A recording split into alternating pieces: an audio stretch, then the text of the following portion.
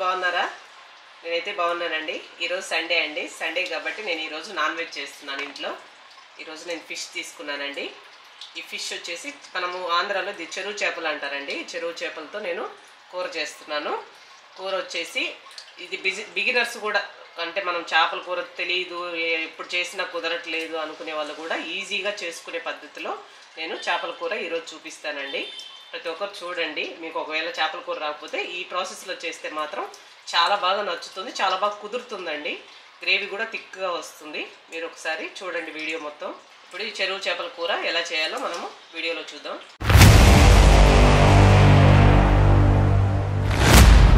ఇప్పుడు మనము fish curry కోసం మిక్సీ జారీలో కొన్ని మనం పట్టుకోవాలండి.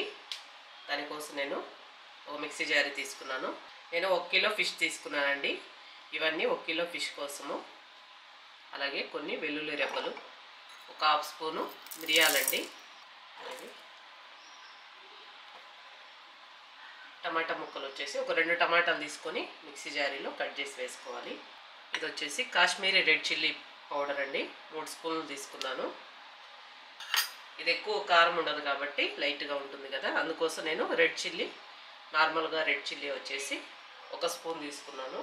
అలాగే కొంచెం సాల్ట్ యాడ్ చేసుకొని కొంచెం నీళ్ళు యాడ్ చేసుకొని ఇది పేస్ట్ లాగా పట్టుకోవాలండి. ఈ పేస్ట్ పట్టే ముందు మనము చిన్న ఆనియన్స్ కొన్ని యాడ్ చేస్తున్నానండి. 30 గ్రాములు చిన్న ఆనియన్స్. ఈ చేపల కూరకి మెయిన్ ఇంగ్రీడియంట్ ఇదే అండి. ఇవి వేసుకొని మనము మిగతా ఇంగ్రీడియంట్స్ అన్నీ యాడ్ చేసి చిన్న ఆనియన్స్ కూడా యాడ్ చేసి నీళ్ళు కొంచెం యాడ్ చేసుకొని పేస్ట్ లాగా పట్టుకోవాలి.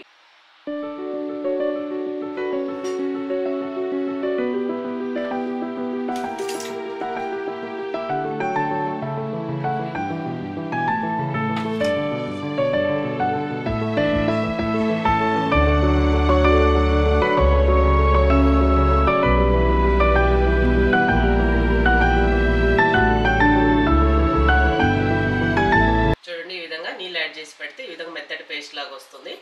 ఇప్పుడు ఈ పేస్ట్ మనం పక్కకు పెట్టేసుకుందాం. ఇప్పుడు ఈ చేపల కూర ప్రాసెస్ కోసం మనం ముందు స్టవ్ వెలిగించుకోవాలి. ఈ విధంగా చేపల కూర కోసం ఎప్పుడైనా వెడల్పుగా ఉండే డేషా కానీ ఈ విధంగా బాండిల్ కానీ ప్యాన్ కానీ పెట్టేసుకోవాలి. ఇది కొంచెం హీట్ అవనిద్దాము. ప్యాన్ హీట్ అయిపోయిందండి. ఇప్పుడు మనం ఆయిల్ వేసుకుందాం. ఈ ఆయిల్ వచ్చేసి ఇది నువ్వుల నూనె అండి.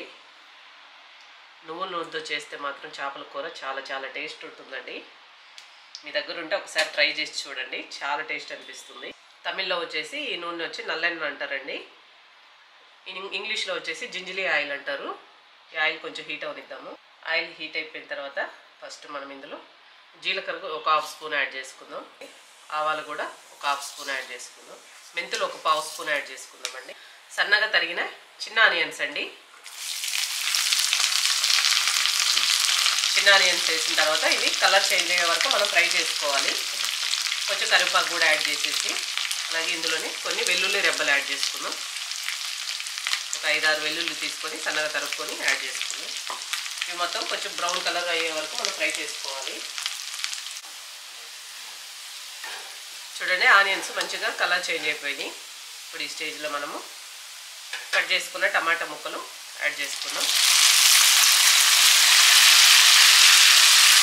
ఇవి 2 టమాటా ముక్కలు అండి. 2 టమాటాలు తీసుకొని ఈ విధంగా చిన్న ముక్కలుగా కట్ చేసి యాడ్ చేశాను. ఈ టమాటాలు బాగా ఫ్రై అవ్వాలి, బాగా వేగి మనకి పేస్ట్ లాగా అనిపించాలండి. ముక్కలు మనకు తెలియకూడదు అసలు వేగినప్పుడు. అప్పటి వరకు మనం ఈ టమాటా ముక్కలు బాగా ఉడికించుకోవాలి. చూడండి టమాటా ముక్కలు ఇలా మగ్గుతున్నప్పుడే మనము ఇంకా త్వరగా మగ్గటానికి కొంచెం సాల్ట్, పసుపు యాడ్ చేసుకుందాం. 1/2 స్పూన్ సాల్ట్ యాడ్ చేశానండి. 1/2 స్పూను పసుపు యాడ్ చేసుకుందాం. ఈ 2 యాడ్ చేసి బాగా మిక్స్ చేసుకొని ఒక 2-3 నిమిషాలు ఈ టమాటాలు మరలా ఈ సాల్ట్, పసుపులో మగ్గనిద్దాము. టమాటాలు, ఉల్లిపాయలు మంచిగా మగ్గిపోయినాయండి. చూడండి మంచి కలర్ చేంజ్ అయిపోయి బాగా మగ్గిపోయినాయి. ఇప్పుడు మనం ముందుగా పట్టి పెట్టుకున్న ఈ పేస్ట్ని ఇందులో యాడ్ చేసుకుందాం.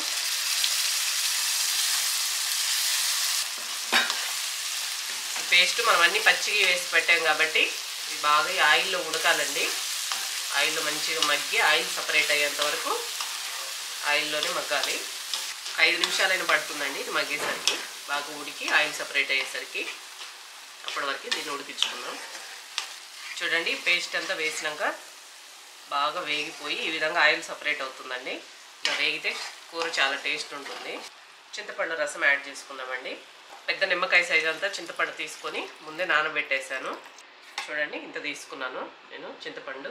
అలాగే మనం మిక్సీ జారీలో ముందు పట్టుకున్నాం కదా, ఆ పట్టిన దాంట్లో కొంచెం నీళ్ళు యాడ్ చేసి ఆ నీళ్ళు కూడా ఇందులో యాడ్ చేస్తున్నానండి. మిక్సీ జారీ కడిగేసి ఈ నీళ్ళన్నీ యాడ్ చేసినాక బాగా మిక్స్ చేసుకొని మూత పెట్టేసి ఒక 10 నిమిషాలు ఈ గ్రేవీ మరలా ఉడకాలండి. ఈ 10 నిమిషాలు ఈ గ్రేవీని బాగా నేను ఉడికించానండి. చూడండి ఈ విధంగా ఆయిల్ మనకి తేలుతుంది పైన. ఇట్లా ఆయిల్ తేలితే మనకి మసాలా అంతా మంచిగా గ్రేవీ, మనం వేసిన పులుసు ఇవన్నీ మంచిగా ఉడికిపోతాయండి. చూడండి గ్రేవీ థిక్గా అయింది, మంచిగా చిక్కగా. ఈ స్టేజ్లో పచ్చి కొబ్బరి అండి, పచ్చి కొబ్బరి తీసుకొని ఒక 1/2 చిప్ప తీసుకొని నేను కొబ్బరి పాలు తీసుకున్నాను. కొబ్బరి పాలు ఇందులో యాడ్ చేసుకుంటున్నాను. సగం కొబ్బరి తీసుకొని మనం టెంకాయ కొట్టినప్పుడు సగం చిప్పలో సగం మరలా అంటే 4వ వంతు తీసుకొని దాంట్లో చిక్కటి పాలు తీసుకోవాలండి. చిక్కటి పాలు తీసుకొని ఒకేసారి మళ్ళీ 2 సార్లు తీసుకుంటే అది పలచగా అయిపోతుంది. ఆ చిక్కటి పాలు ఇందులో యాడ్ చేయాలి. అప్పుడు కూర మాత్రం చాలా థిక్గా వస్తుంది, టేస్ట్ చాలా బాగుంటుంది. ఇప్పుడు మనం ఇందులో సాల్ట్ యాడ్ చేసుకుందాం. మనం కొంచెమే సాల్ట్ యాడ్ చేసాము. నేను పేస్ట్ పట్టేటప్పుడు ఒక 1/2 స్పూను, మరలా నేను టమాటాలు మగ్గేటప్పుడు ఒక 1/2 స్పూన్ యాడ్ చేశాను. ఇప్పుడు చూసి మరలా నేను 1 స్పూన్ యాడ్ చేశాను. కలిపి ఒకసారి టేస్ట్ చూసి మరలా యాడ్ చేస్తాను.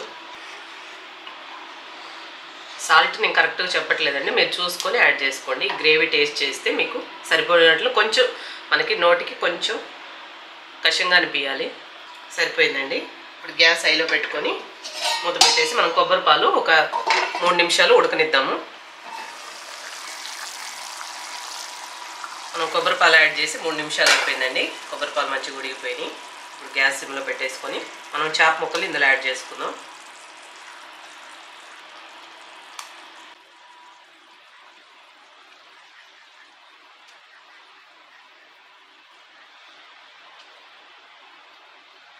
ఇంకేవైనా సరిపోకపోతే మధ్యలో ఇలా పెట్టేసుకుంటే అవి కూడా ఉడికిపోతాయండి.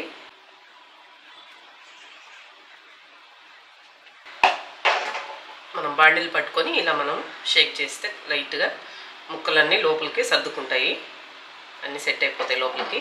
లైట్గా అన్నీ లోపలికి మునిగేలాగా సెట్ చేసి మూత పెట్టేసి కరెక్ట్గా 5 నిమిషాలండి, 5 నుంచి 6 నిమిషాలు అంతే, అంతకంటే ఎక్కువసేపు ఉంచకూడదు. గ్యాస్ వచ్చేసి మీడియం ఫ్లేమ్లో పెట్టేసుకోవాలి, హైలో పెట్టుకోకూడదు, అలాగే లోలో పెట్టుకోకూడదు. కరెక్ట్గా మీడియం ఫ్లేమ్లో గ్యాస్ సెట్ చేసుకొని 6 నిమిషాలు, 5, 6 అంతే.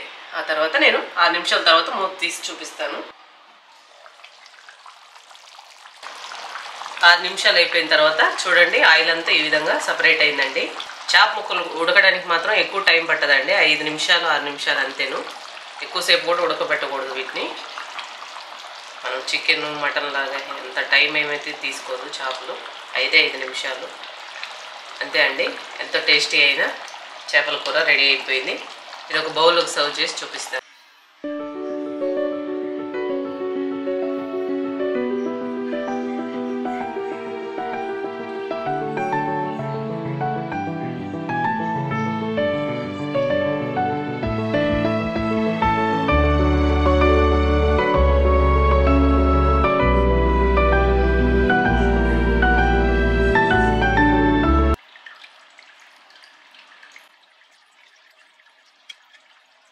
చూసారు కదండి, ఈ చేపల కూర సింపుల్గా ఎంత బాగా వచ్చిందో. మనకి చేపల కూర ఎప్పుడు కుదరట్లేదు, అసలు ఎట్లా చేసినా కూడా ఏదో ఒకటి తేడా వస్తుంది, అసలు రుచిగా లేదు అనుకుంటే మాత్రం సింపుల్గా మీరు కొత్తగా ట్రై చేసే వాళ్ళు మాత్రం నేర్చుకోవాలనుకుంటే ఈ పద్ధతిలో ట్రై చేయండి అండి. చాలా చాలా బాగుంటుంది. అసలు చేపల కూర రాని వాళ్ళు కూడా ఇష్టపడి ఇంక మరలా చేసుకోవాలన్నంత ఈజీగా ఉంటుంది, అంతే టేస్ట్ ఉంటుందండి. మీరు ఒకసారి ట్రై చేసి చూడండి. ఎలా వచ్చిందో నాకు కమెంట్ సెక్షన్లో కమెంట్ చేయండి. అలాగే కొత్తగా మా ఛానల్ ఎవరైనా చూస్తుంటే సబ్స్క్రైబ్ చేసుకోండి, లైక్ చేయండి, షేర్ చేయండి. మీకు కమెంట్స్ ఏమైనా ఉంటే కమెంట్ చేయండి. ఓకేనా? మరొక వీడియోతో మళ్ళీ కలుస్తానండి.